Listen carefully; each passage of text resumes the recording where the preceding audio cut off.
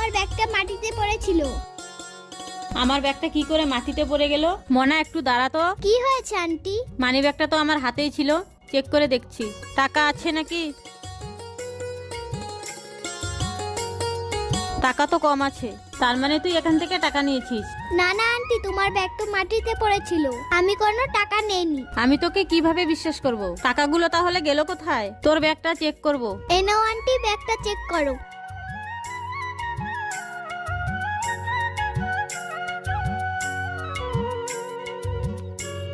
এই নে তোর ব্যাগ, সব ঠিক আছে।